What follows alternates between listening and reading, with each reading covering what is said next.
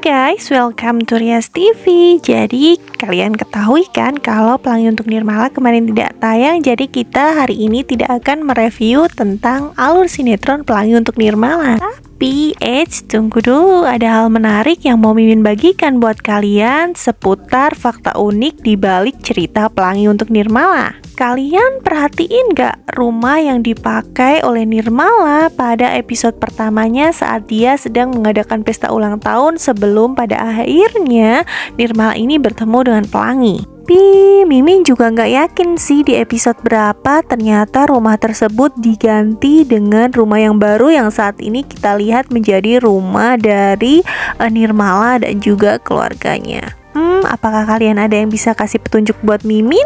Apa kalian menyadari sesuatu kalau rumah tersebut pernah digunakan dalam drama sinetron Suster L?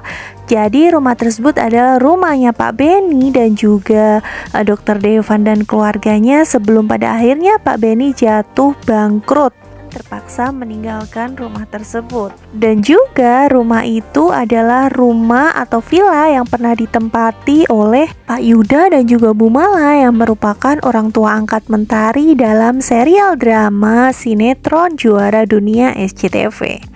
Fakta unik yang kedua nih, di luar cerita atau alur sinetron dari Pelangi Untuk Nirmala, tapi di dunia nyata ternyata sinetron ini dibintangi oleh 3 orang raya. Apa maksudnya, Min? Jadi maksud Mimin adalah ada 3 orang dengan nama Raya di sinetron ini.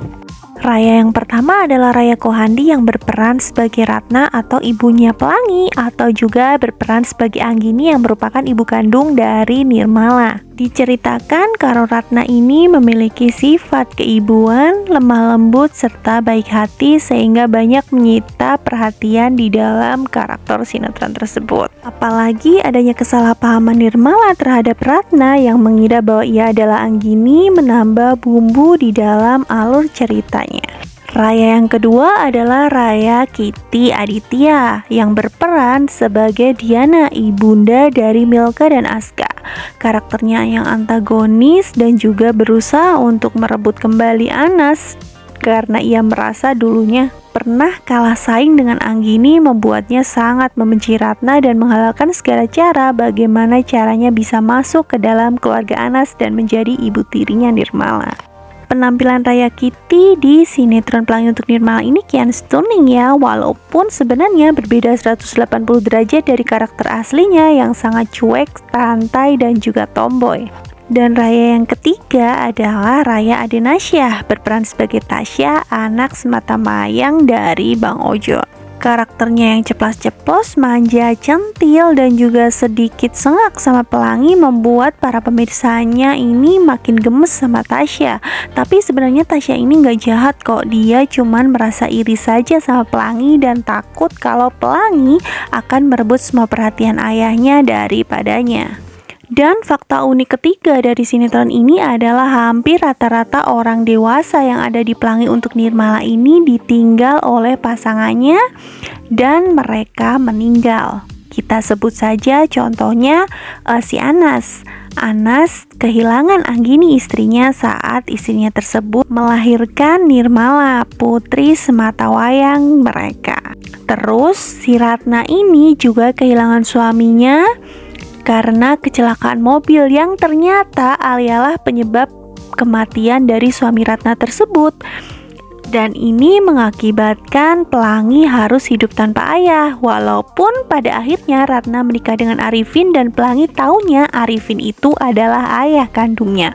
Tapi sebenarnya ayahnya Pelangi itu sudah tidak ada. Jadi bisa dikatakan kalau Ratna ini pernah menjadi janda. Terus Bang Ojon juga ditinggal oleh emaknya Tasya.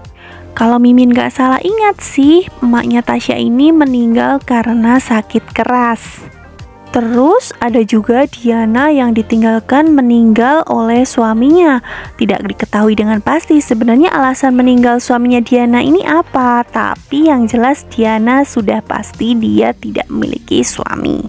Kemudian ada Alia. Hazel juga tidak punya ayah.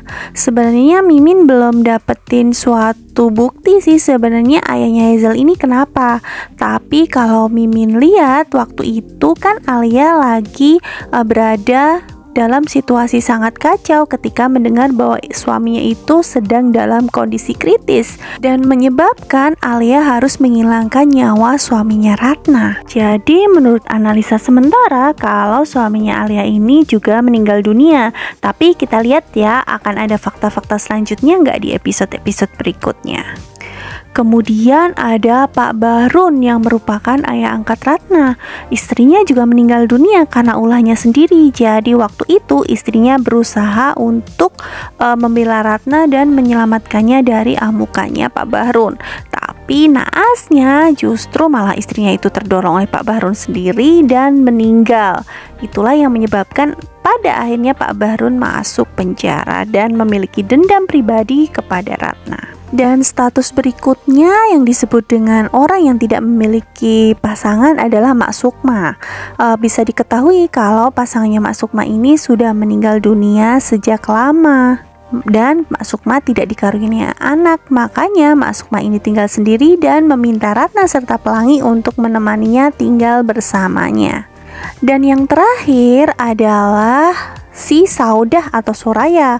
Walaupun dia adalah sebuah pengecualian sebagai peran di mana tidak memiliki pasangan bukan karena pasangannya meninggal melainkan karena isu perceraian, tapi Saudah atau Soraya ini menutup dan juga menyempurnakan pendapat Mimin kalau memang karakter dewasa di dalam Pelangi Untuk Nirmala ini rata-rata tidak memiliki pasangan pada awalnya. Lalu di episode-episode berikutnya apakah akan muncul pasangan-pasangan baru?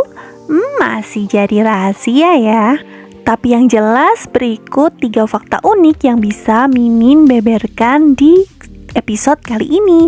Jangan sampai ketinggalan update terbaru dari Rias TV. Jangan lupa untuk nyalakan lonceng notifikasinya dan kita kembali lagi di video selanjutnya. Bye bye.